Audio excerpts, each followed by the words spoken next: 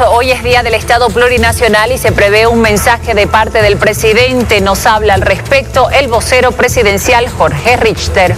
Y la inclusión de millones de bolivianos que antes estaban por el perimetraje de la acción política, de la vida social misma, y que desde aquel entonces, desde el año 2009, ellos son actores fundamentales de la construcción de este Estado.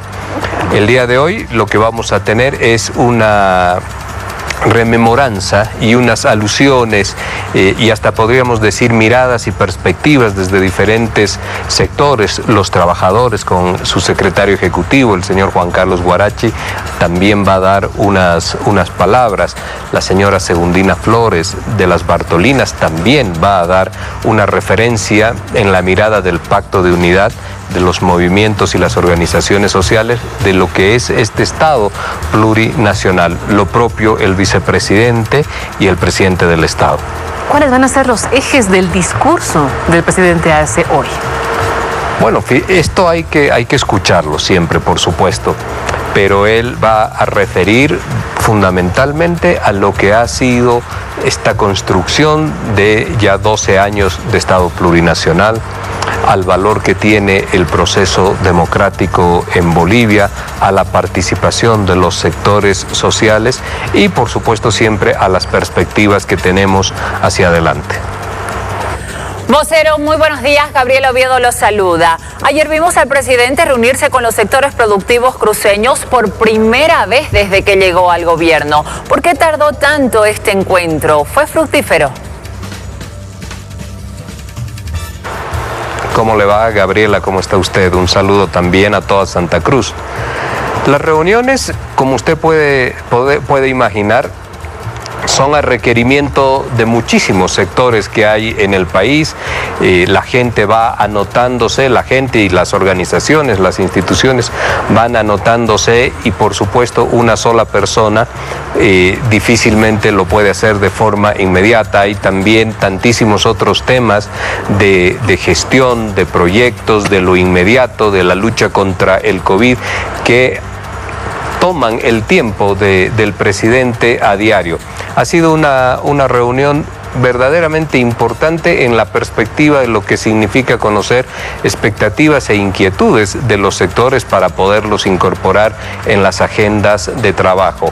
Ha tenido también en Santa Cruz otras reuniones con algunos otros sectores que también sociales, por ejemplo el sector de los choferes, que ha sido importante. Es siempre en la lógica de poder avanzar algo fundamental, el poder conocer la mirada no solamente de los sectores o de lo que pueden reportar medios de comunicación, sino en tomar la palabra directa de los protagonistas de diferentes actividades económicas que tenemos en el país para poder ir construyendo una realidad que debe ser atendida.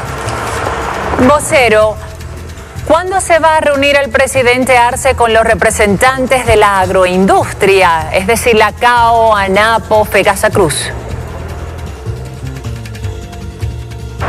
Bueno, eso no lo hemos observado que esté en agenda. Seguramente los sectores canalizan la necesidad o la urgencia, en otros casos, de poderse reunir, pero el presidente está abierto, por supuesto, como tiene que ser, además abierto a poder tomar el criterio, las expectativas, como le he señalado, de los diferentes sectores. Seguramente esto, cuando esté ya anotado en agenda como un hecho que debe ser atendido rápidamente, se va a consolidar, como muchos otros sectores también del país en las diversas ciudades.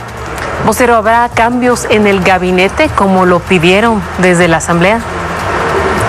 Bueno, esa siempre es una pregunta en estas fechas, Natalia. No tenemos absolutamente ninguna referencia de que ello vaya a ocurrir, pero es una potestad que ejerce el presidente de forma personal y si él asume alguna decisión en ese sentido, es posible que se pueda conocer, pero no se tiene ninguna información al respecto. Vocero, repasemos la triple crisis con la que asumió el presidente Arce. Uno de los pilares de la reactivación era la inversión en grandes obras de infraestructura. desde esto el pasado marzo, pero ¿qué está frenando la implementación de esta estrategia? No, Gabriela, la estrategia no ha sido frenada. Se han ido reactivando obras importantes, como por ejemplo el tren metropolitano en Cochabamba, una industria láctea también en Cochabamba hacia la zona del trópico, y hay un conjunto de medidas que se van tomando en lo que significan grandes proyectos para el país. Forma parte de lo que es una lógica de trabajar en inversión desde el Estado para generar inversión en gasto público y que pueda esta a su vez reactivar la demanda interna del país y a consecuencia de ello reactivar la economía. El modelo económico que lidera el presidente Arce tiene fundamentalmente puesta la visión en lo que significa la reactivación de la demanda interna. Esta demanda interna es el motor generador de nuestra economía y esto es lo que vamos a tener durante toda la gestión 2021, como elemento fundamental.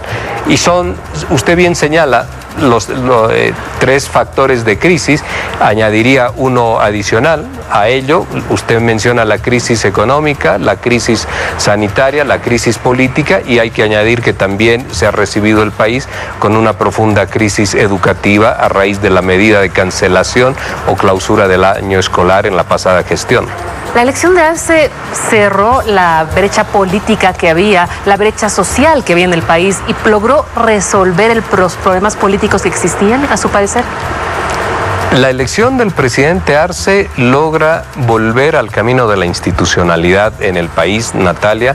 Hemos logrado en el país pasar de un gobierno no constitucional como el de la señora Áñez a un gobierno ya en el marco de lo que señala la Constitución a través de un proceso electoral. Pero la crisis política generada por el hecho de noviembre del 2019, que es una interrupción institucional o un quiebre institucional a través de lo que configuran acciones de golpe de Estado, ello es un proceso de larga construcción que debe ser encarado fundamentalmente con la pacificación del país. Los sectores políticos, sociales en Bolivia están fuertemente polarizados y aquello no se resuelve solamente con una elección ni un decreto, sino que es una construcción bajo conceptos de inclusión, de tolerancia y fundamentalmente complementariedad social.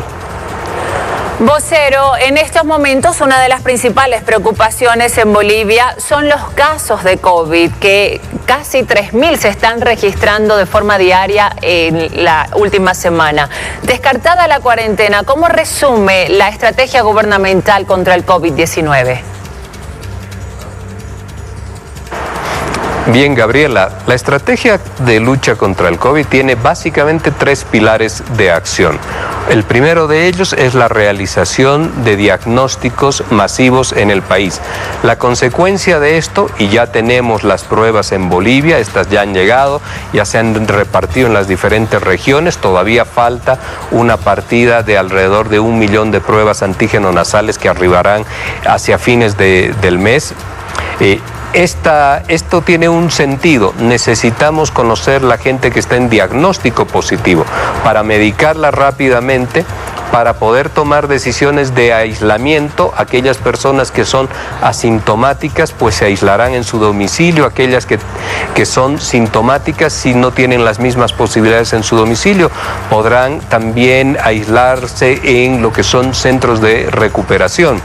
Necesitamos medicar de forma inmediata y monitorear los 14 días que dura el contagio para ver cómo evoluciona su salud. En este primer pilar, evitando que puedan llegar a las unidades de terapia intensiva, donde las posibilidades de recuperación siempre son menores. El segundo proceso ya está dado, cumplida esta primera etapa, en avanzar en lo que significa la inmunización de la sociedad con las vacunas. El país ya tiene contratadas a la fecha vacunas, alrededor de 15.4 millones de vacunas para la totalidad de los bolivianos. Y el tercer pilar, muy rápido le señalo, es la coordinación y la responsabilidad también compartida con municipios, gobernaciones y gobierno central para poder implementar este plan, porque en todo caso es en el territorio donde los gobiernos municipales y gobernaciones tienen una preponderancia y toda su jurisdicción ampliada, es que ellos tienen que actuar acá con los insumos que le da el gobierno central. Vocero, para terminar, ¿qué va a pasar hoy a partir de las 8 de la mañana? ¿Cuáles son los actos protocolares? ¿Cuál es la agenda del día? Bueno, fundamentalmente se inicia el evento con un acto en la parte de las gradas, un acto a la Pachamama, en el acto de las gradas que dan a la calle Potosí, 1 minuto de silencio en honor de Felipe Quispe. No es el homenaje del gobierno a Felipe Quispe, es por el hecho sucedido. El homenaje a Felipe Quispe llegará unos días después. Estamos también trabajando en ello porque es importante reconocer el legado de Felipe Quispe. Posteriormente vamos a tener las palabras de la ministra Marianela Prada en representación, como usted señaló, Natalia, del canciller, haciendo una referencia a la fundación del Estado Plurinacional. Después vamos a conocer perspectivas distintas de lo que ha sido todos estos años de funcionamiento, de implementación ya del Estado nacional, del Estado plurinacional, con las palabras de la señora Segundina Flores, de las Bartolinas, en representación también del Pacto de Unidad, las palabras que expresen la visión de los trabajadores a cargo del secretario ejecutivo de la Central Obrera Boliviana, Juan Carlos Guarachi, las palabras del vicepresidente David Choquehuanque y las palabras del presidente del Estado, Luis Arce, para después cerrar con con un evento musical. Y ahí concluye todo el acto de manera bastante sobria, Natalia. Le agradezco, vocero, por estar con nosotros. No, gracias como siempre a ustedes.